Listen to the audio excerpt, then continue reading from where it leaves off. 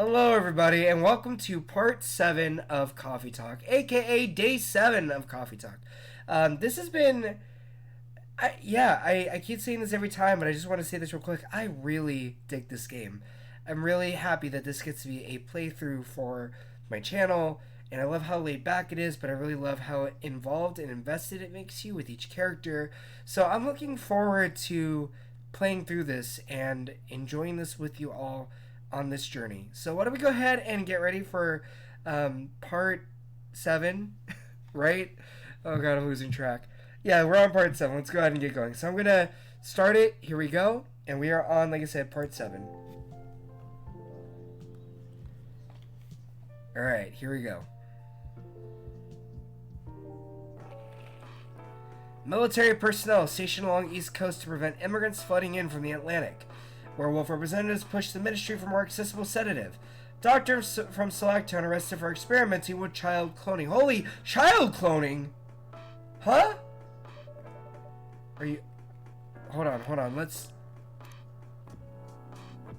The anxious boy and his love stories on public transport.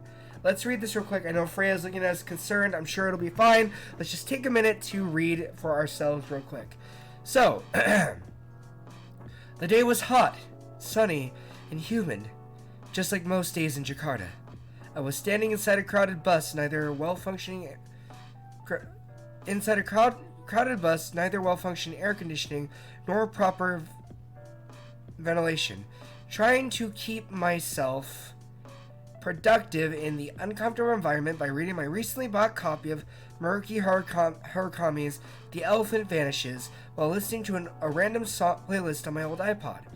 Now, despite the hellish conditions, you could say I was luckier than most, because I was standing near the rear door of the bus, leaning my back on the side of a seat, safe enough not to fall out of the bus, and breezy enough to breathe freely. As mentioned, I was on a public bus in Jakarta, so naturally I needed to be wary with my surroundings, mostly keeping my belongings secure from pickpockets and other human pests. I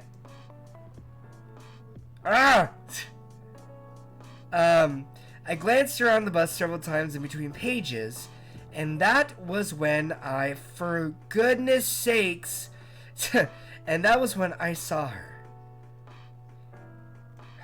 There we go. It's hard to describe her. She has no specific characteristic to differentiate her from other women. She was like the perfect example of the girl you walk past unseeing on the sidewalk every day. A girl you might glance at for a second, and then a few seconds later it would be hard even to remember her hair color. Never mind what her eyes and her nose and her mouth looked like. She was standing near the front door of the bus, not leaning on anything or anyone, and not touching the bacteria-infested hand grip on the ceiling of the bus, although, to be fair, it might have been hard for her to reach that grip anyway. But still, she stood there with the perfect balance of a tree rooted in healthy soil. She stood as if somebody had silently put the Venus de Milo on the bus, and she somehow fit perfectly without anyone noticing it happening. She was wearing a pair of earphones, wired just like headphones were supposed to be, and a slight smile on her face. And sometimes she closed her eyes for a few moments, enjoying the music only she could hear. Her eyes rarely stayed in one place. They kept wandering. Freya, it's gonna be okay. We're gonna be fine. I'm almost done anyway, I think, right? Oh, there's a lot more. Then let's hurry up. Enjoying the music only she could hear, her eyes rarely stayed in one place. They kept wandering around the bus. Not too fast like someone anxious, yet not too slow like someone looking at something specific. Maybe she's the one, I thought. Look, this isn't the first time a thought like that has crossed my mind. As a hopeless romantic, seeing any woman who piques my interest will immediately trigger a story of my imagination. A story of how I'll approach them, get to know them, with the proviso that they're just as I imagine them to be. Start dating, get married, have kids, grow out in our home, and, and so on and so on. Random cuties. That's what I call them.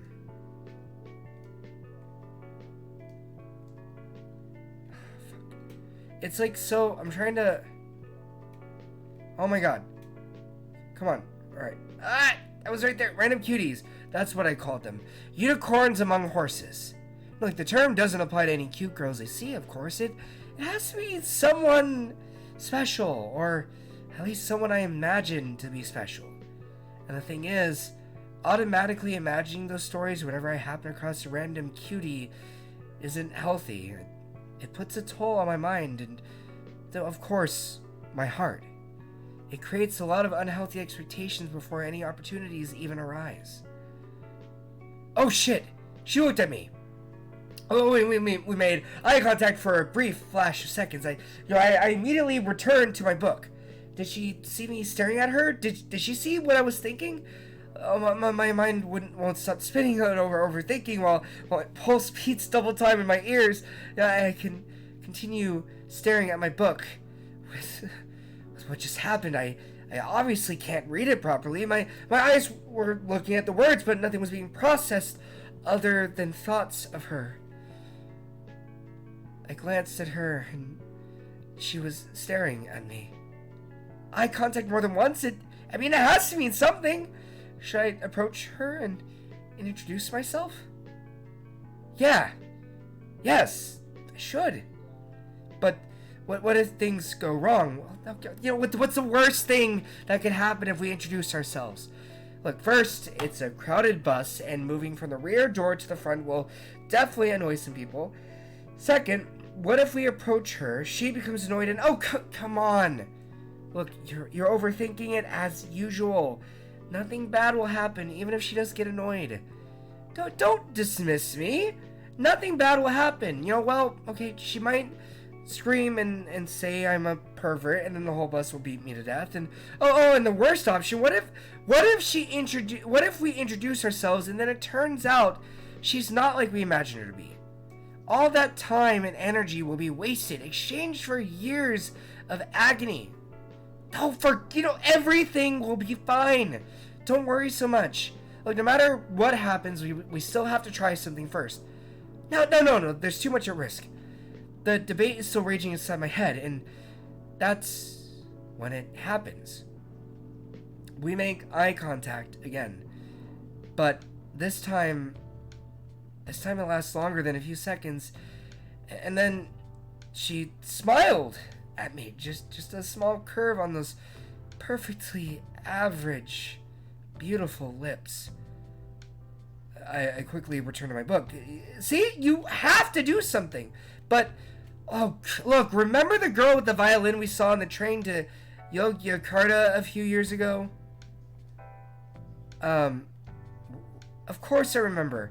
Exactly, she was just a random person that sat across from you on the train. We don't even remember what month it was, and yet we still remember the maroon coat she was wearing, the violin case she put in the overhead compartment, her reddish hair in that pixie cut, stop it. That was different. We might have saved ourselves a lot of embarrassment by not talking to her. Look, the thoughts, the noise, the internal dialogue, it won't stop. I was sweating not because of the heat. It was a cold sweat. This had to stop. Stop! I scream internally. Everything stopped. And just in time, my old iPod randomly shuffled to Explosions in Spaces, the only moment we were alone. I cranked up the volume, put my book in my bag, and just breathed. Yes, I might lose the chance to meet the one by doing this. But at least, as long as I don't know her, she's perfect. As far as I know, she might be listening to Explosions in the Space. And as far as I know, she might be a big fan of Murakami and Final Dreams 9. And as far as I know, she might be single. And as far as I know, she might be the 100% perfect match for me that I believe can't exist if my knowledge of her goes any farther than what I know right now. Besides, as the old saying goes, if it's meant to be, it will be. Also, Final Dreams 9, Final Fantasy 9, they're so, they don't hide it, and I love it, and I love the endearment to it. Anyway, here we go. The bus stopped in front of Plaza Snayan, my destination. It was time for me to go, and I decided not to look in her direction as I left, knowing that if I looked at her, it would be the last time I ever saw her. And that's too hard for a hopeless romantic like me. I left the bus and enjoyed the warm sun and the breeze of fresh air, finally out of that metal Schrodinger's box. That's when it happened. I turned my head to the right and there she was, standing alone, enjoying the breeze. Now she was free of the roasting metal box we humans named bus. She turned her head to the left, showing a glimmer of surprise at seeing me, standing there. And after that, she smiled. So, if it's meant to be, it will be?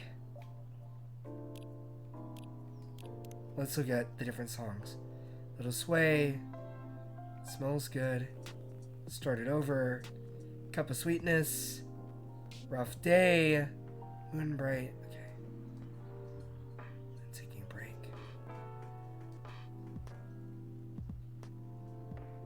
There's a lot here. But I love this way, this like lo-fi mix.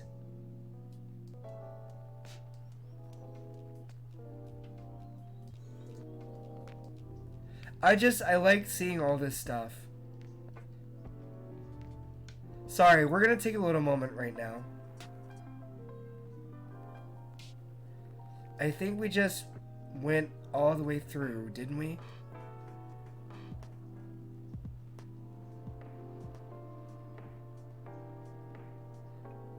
Alright, let's do, okay, I don't want that. I wanted to check my Tomodachi. Oh. Okay. Oh, we're like all the way friends with... That's cool. And look at Hendry! Oh, he was born 3 days after me. And born on the same day as one of my close friends. That's funny. That's great. Okay. Wait. Let's clear out the exclamation mark. We don't need to see any more exclamation marks, right?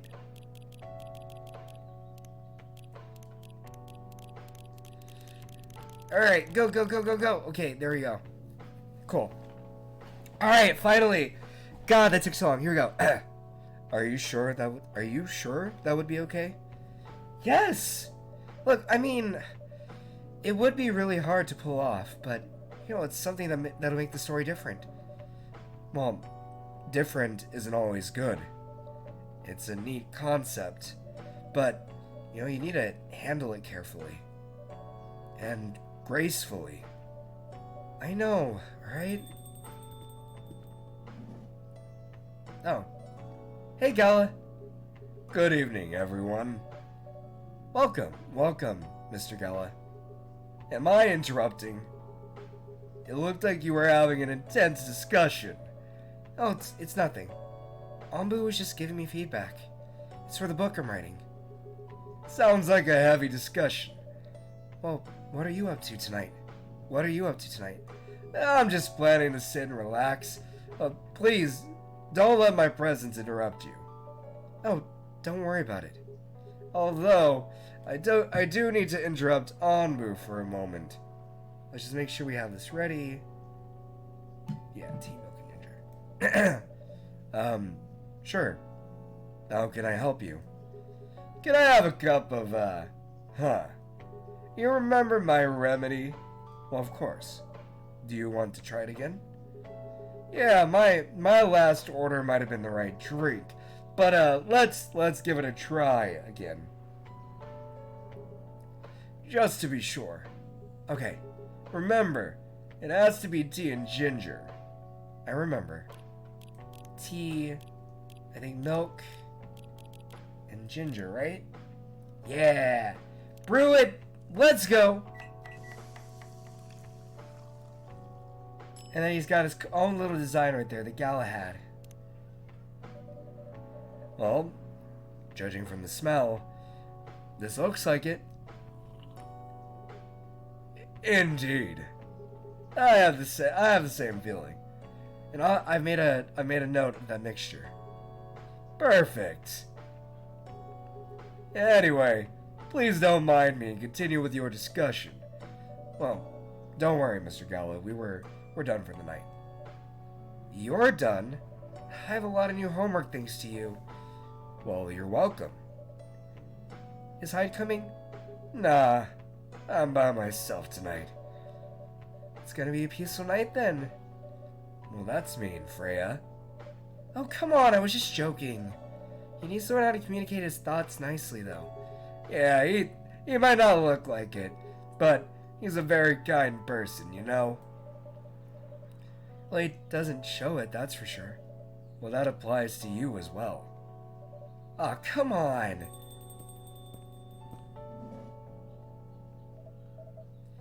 Good evening, everyone. What, how's it? Good evening, everyone. Ah, welcome, Mr. Baileys. Heya! How are you doing, Freya? Not good. Well, what's going on? What's going on? Anbu was just criticizing my story. Look, it's called feedback. It's cruel. It's necessary. Sounds interesting. Well, what's the problem with the story? Well, the story is non-linear and quite complicated. Imagine a choose-your-own-adventure storybook, but for adults. Well, it sounds pretty common so far. But instead of telling you which page to turn to, each decision you make will give you a score. What? What? The score will determine which page you should go to. That sounds more like a video game than a book. I know, it's not that original.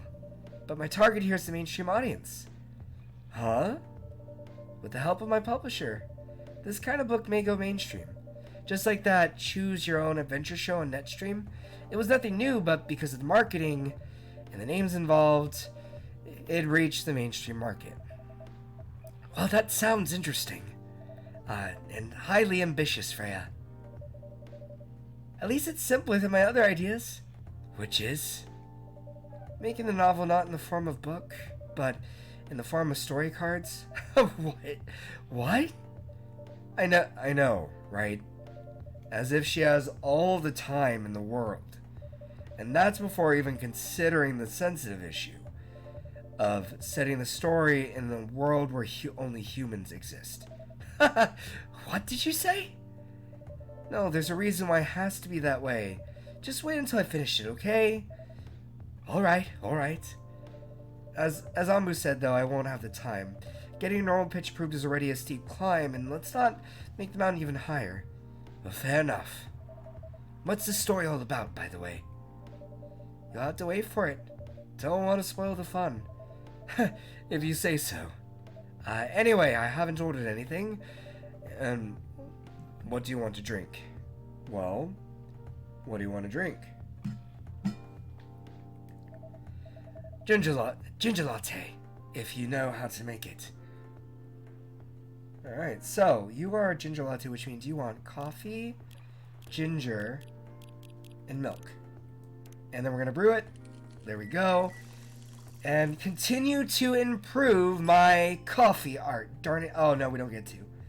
Fine. Whatever. You don't want me to do it. Here you go. Thanks. Damn, this is good. With this kind of drink-making skill, I wonder why your place isn't any bigger. Well, what we have here now is more than enough for me. Well, whatever floats your boat, I guess. By the way, how are you doing, Baileys? Still busy with your last client? Oh, I'm done with her. Done? As in you're dropping the project? Hey, I'm not crazy. I still need the money. Done as in I've finished the job. I've spent the past few days making sure it's even done before the deadline. Did she like it? Oh, she loved it. She had some complaints, of course, but I convinced her by using some design terms she doesn't understand. So you finished your job by bullshitting her. The finest bullshit, my lady. The finest bullshit, my lady. That's one survival skill every freelancer must have. Are you working on anything right now? No. I'm taking a break from work. I need to work on a few personal matters. Oh. Like, you and Lua? Something like that. By the way, I'm curious. How did you guys meet? If you don't mind me asking. Oh, I don't mind. It's just that, I was young and stupid, you know? And, oh, come on. Who hasn't been there? You're right. So, I was a bit of a player back in college. Ooh, spicy. And I was going after my then best friend's girlfriend's friend. Wait, what? Okay, look, I'll say it slowly. I'll say it slowly, okay? I used to have a best friend. He was an incubus. Okay, let's call him Cognac. Cognac has a girlfriend. Still following? And that girl has a friend. That friend is the one I'm after. Oh, okay. Got it. She was one of the hottest girls there. But everyone knew she wasn't the type of girl you'd want to date. Why? It's, I don't want to get into the details. But the succubus was super hot. Why are you... Oh. I guess I got the 3-star for them. Oh, he's a metalhead. Okay. Cool. Sorry, I got distracted because, like, that. Anyway. But the succubus was super hot. And all the guys wanted to sleep with her. But she was a player, too. Huh? That doesn't sound like Lua at all. Because it wasn't Lua, genius. Huh? Lua was my friend's girl.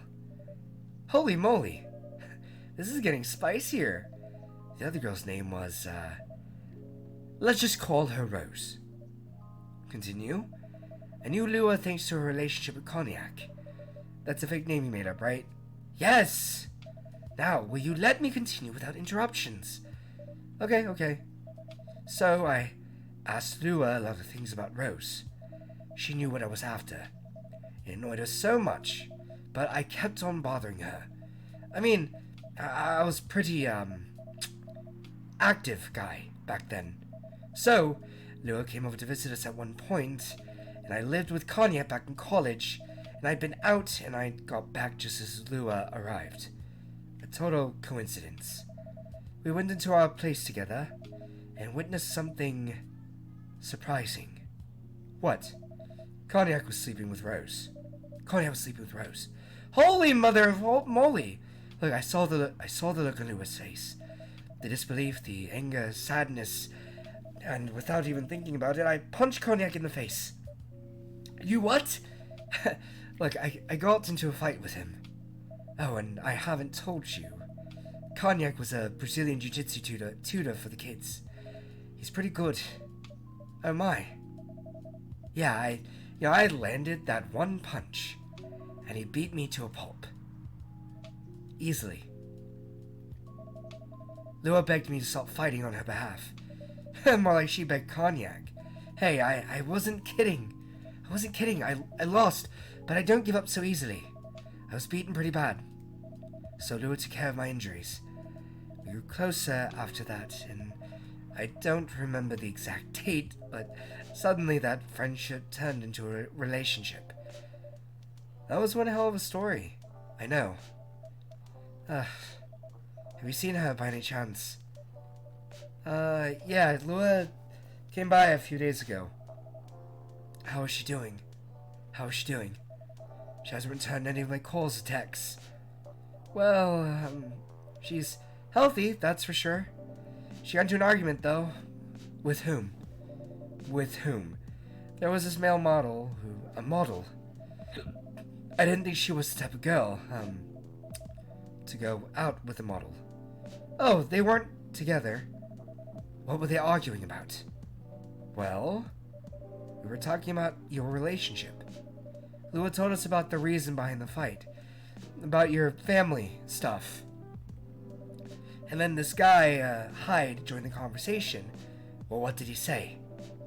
He didn't understand why Lua would insist on getting family approval, considering, well, you know. What? You're willing to leave your own family. You would do that for her? Yes, I would. I'm sick and tired of my family.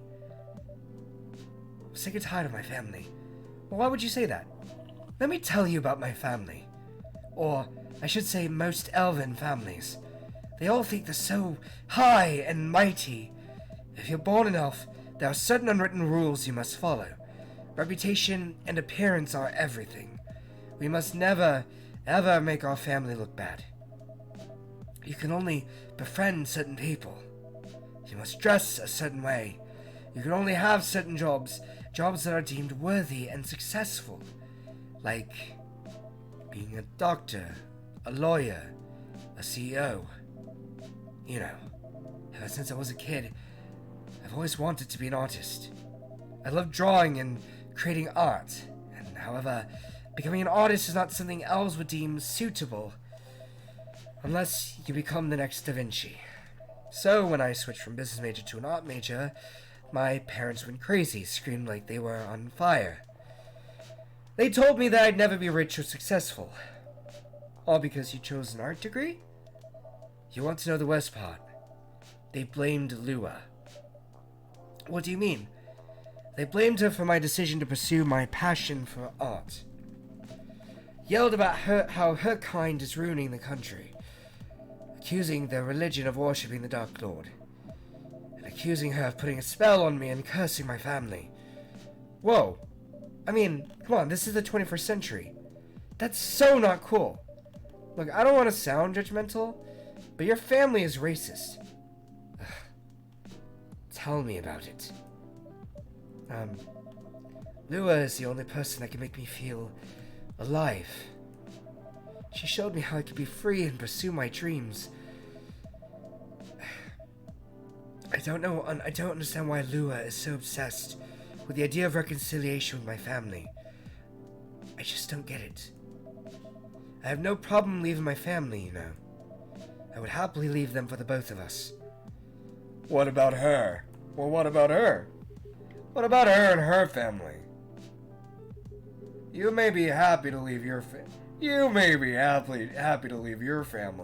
However, it may not be the same for her, you know? Gala, do you have something to say?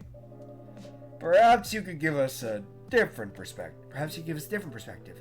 Sorry, I didn't mean to eavesdrop. I couldn't help overhearing your story. I assumed that the person you're talking about is not an elf, correct? Yes, she's a succubus. I see. Look, I'm a werewolf, and for werewolves, the wolf pack is the most important thing. We'll put family before any other, and we often have our problems within the pack. But we won't abandon our family for anything. Perhaps that's also true for her and her family. Besides, if you leave your family for her, wouldn't that make your parents believe that all those bad stereotypes about succubi are true? I never thought of it that way before. Whether you like it or not, your actions will have an impact on her as well. And if you leave your family for her, well, that would put her in a difficult spot, so she might feel responsible for your actions. There's nothing to feel bad about. I'm leaving my messy family to create a better one with her. It's easy for you to say that now, but you don't know what the future holds. One day, circumstances might change. And one day one of you might regret your decisions. And one day you might use the I left my family for you card. We love each other. I'll be with her whatever the circumstances may be. You know, love is like a flame. It might burn fiercely at first, but over time it will die down. It will die down if you don't maintain it. Maintaining it won't be easy. Like it will be hard work. Because life is full of storms. And marriage, it will not survive on love alone. Whoa, that's deep. We'll have each other, and that's enough for us. Look, tell me, do you have health insurance? What? I'm an elf, why would I need health insurance? I'm an elf, why would I need health insurance?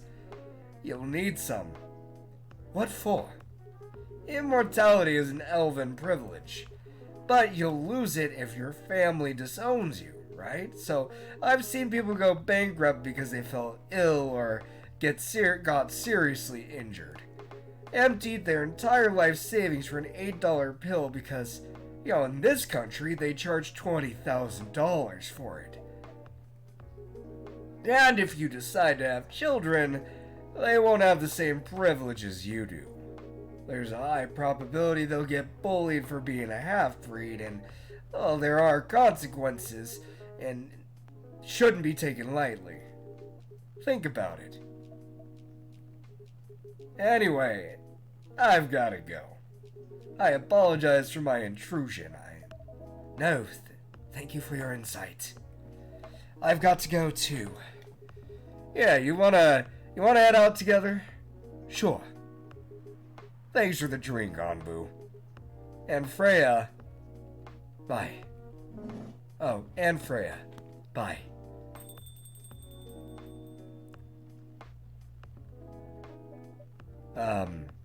What?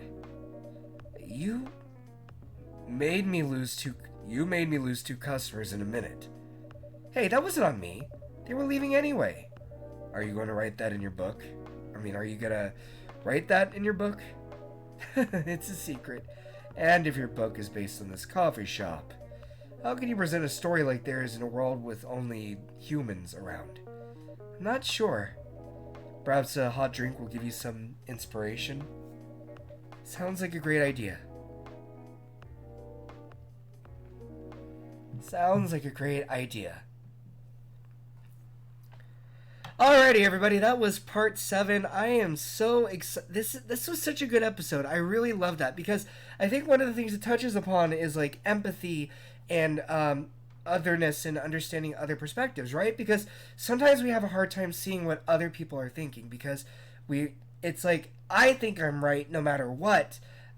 Why does that perspective possibly matter? Because we have each other or whatever, and then you don't realize that, like, you're so bullheaded on what you think is right because in the present moment it feels right, but in reality it could be so different in time. So I thought that was really cool. I really like that perspective, and I can't wait to see what this delves into some more. So everybody, I will see you for part 8 or the next video. So until then, take care of yourselves. Don't forget to like, comment, and subscribe. Also, I haven't mentioned my Twitch channel, but I do stream on Sundays at 10 a.m. Pacific Standard Time, Mondays and Thursdays at 7 p.m. Pacific Standard Time, which is about 12 p.m. Central Standard Time, 1 p.m. Eastern Standard Time for Sunday, and 9 p.m. Central Standard Time, 10 p.m. Eastern Standard Time for Mondays and Thursdays. So, until the next time, take care of yourselves. I will see you later, and thank you so much for joining me on this journey. I'm having a blast. So until then, take care. Bye!